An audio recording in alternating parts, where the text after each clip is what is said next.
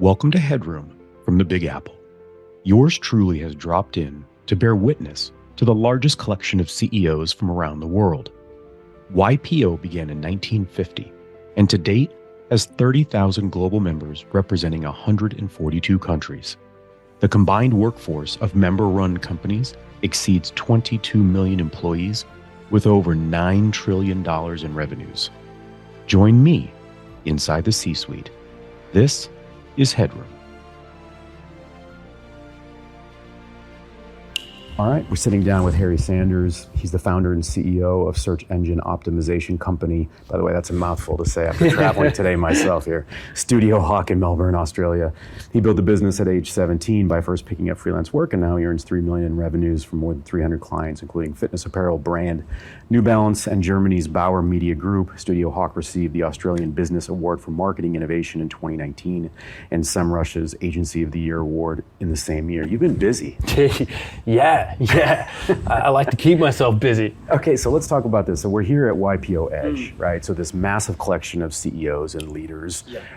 What draws you in? Because you are earlier on in your career, right? Do you just want to spend time with a bunch of sort of gray hairs? Like, what? Tell me about the motivation to be here for you, given where you are in your career. Sure. Honestly, that's a big part of it. Like, we're doing like 10 mil rev now, and a lot of that. I shortchanged you there. No, that's all good. You know, I, like you said, I've been busy. You've been busy, and a lot of that is surrounding myself with people that have done it before. People that have got these, public businesses, people that are doing, a large amount of revenue, and learning from those people, almost like a collective. Let's talk about, I think an element of being a leader is hopefully understanding blind spots, or at least being open to sort of their entry into our lives as leaders, right? So that they're within our periphery.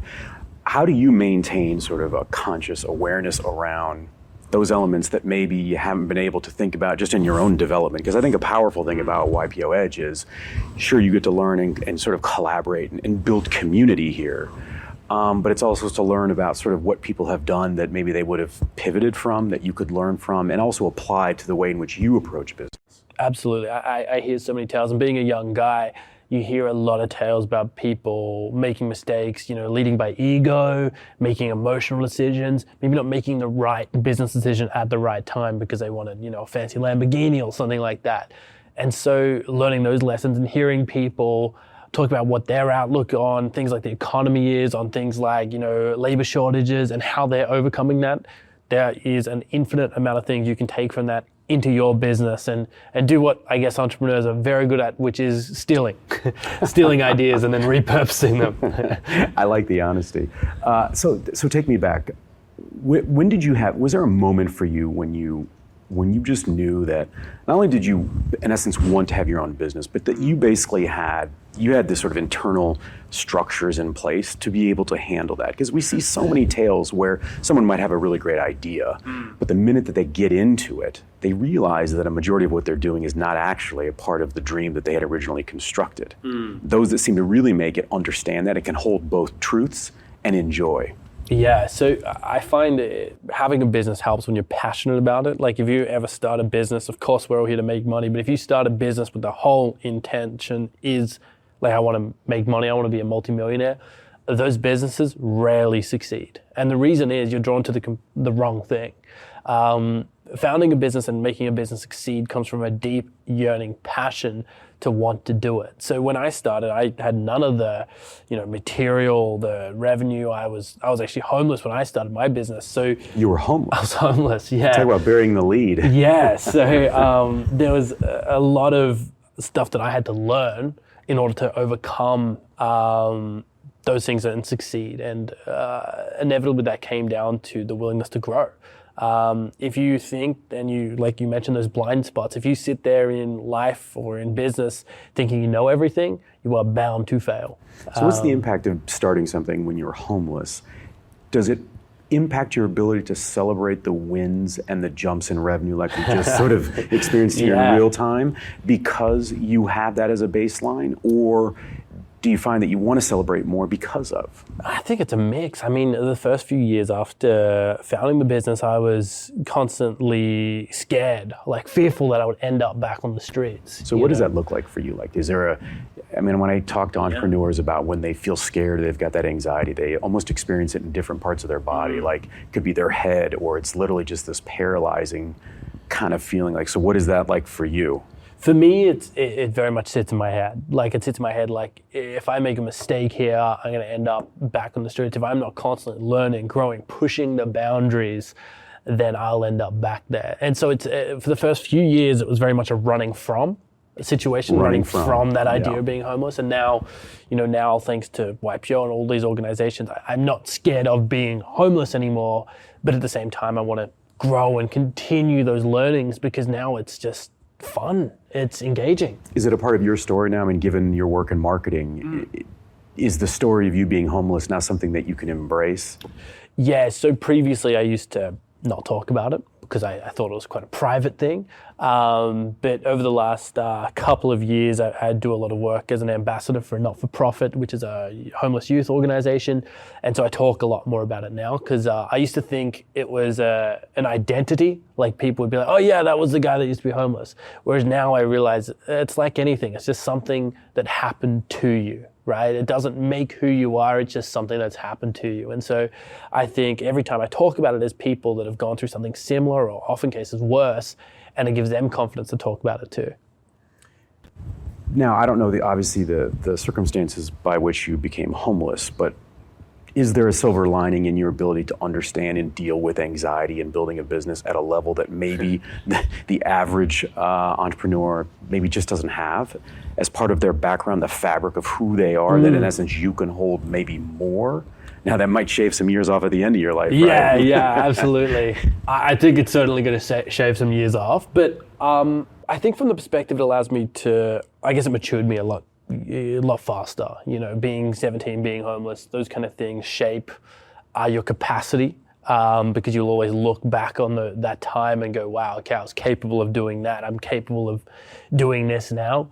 And I think that makes a massive, massive difference. I think it also helps a lot with ego and those kind of things, because I didn't come from a background of privilege. So I think I can be more grateful and appreciative for what I have now. I'm not going to complain if I have to fly economy somewhere, other than, I can't sit in first class. You know what I mean? Like, or if I ever do, and of course we all have those moments, you kind of pinch yourself and be like, dude, are you seriously bitching about flying economy to LA when you used to be on the streets? So that I think makes it very interesting and gives you a perspective on where you were and how far you've come. So a lot of times I think when people are building businesses, especially with this generation of young entrepreneurs, a side benefit is that you're actually sort of building a family. And does that take on a different notion for you, given your origins? Yeah, definitely. I have a forum in YPO, so a group of people that I meet up with every month, and they've become a big part of my life. They're all, senior in age and experience to me, but they're all there to help guide each other and to help guide me.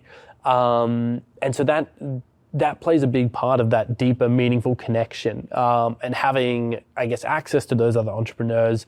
You do feel like you are family with these people. You have their backs like they have yours. And I think, family is not something that has to be blood. Sometimes family is something that you can earn. And I feel like, I've definitely been able to earn that.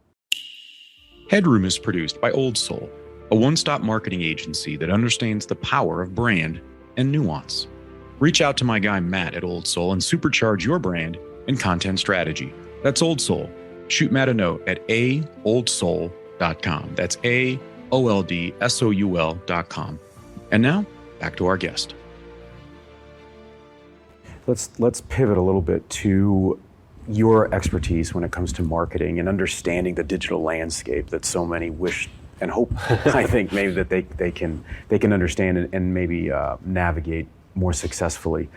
What changes are you seeing in the leadership discussions you're having with your peers about the way in which they think their stories, in essence, should be told? Because I'm having these back channel conversations where corporations are saying, the press release doesn't count anymore. Yeah. There's so much, we have such an abundance of information that sort of the old school way of crossing your fingers and hoping a reporter picks up a story and then it goes viral, like you can't hedge your bet. You can't bet on that. You have to hedge your bets in other ways. How are you looking at it from how people are looking to optimize their digital real estate, and what stories are they bringing along, or what types of stories to help do that? Totally. I mean, there's so much on that piece. Like, money is becoming harder to obtain. There's the less VC money being thrown around in the recent, year, and will continue. So people are starting to pivot to more smarter strategies. And a big part of that, I think, the digital landscape has been always a booming sector, and now it's starting to go through this self-actualization of like, okay, what are we?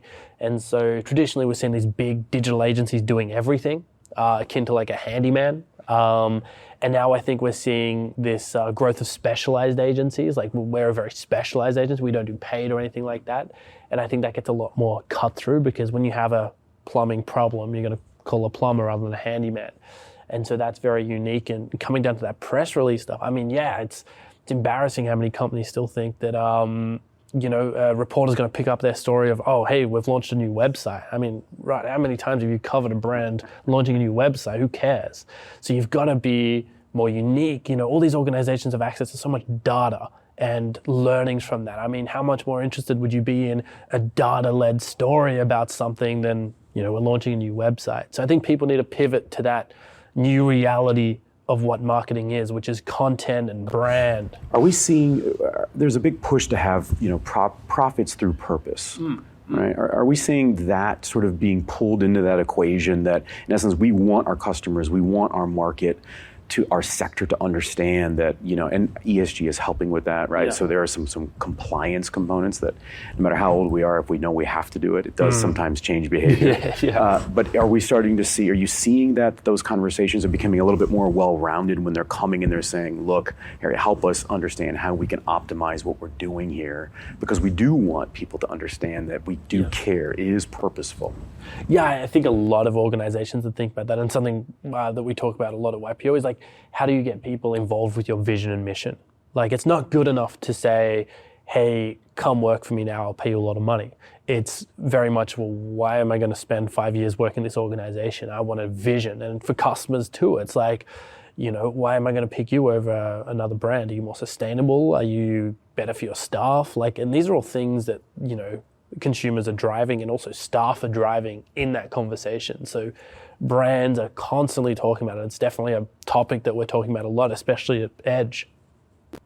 How do you handle success, or how has your relationship to success changed over time? It is fascinating when people it could take them 20 years to achieve whatever that sort of benchmark is. But for those that are very, very adept at pivoting and understanding how to grow their business, and they're very successful, it is fascinating to see sort of how they celebrate, how they understand their role in what they're doing, and how do they keep themselves satiated in the excitement of everything. Because you're solving a bit of a puzzle, aren't you, to build a business? Oh, absolutely. Right, and once you've solved it, you can start to see entrepreneurs, their gaze wanders, right? Because what's the next puzzle? What's the next jigsaw that I got to solve?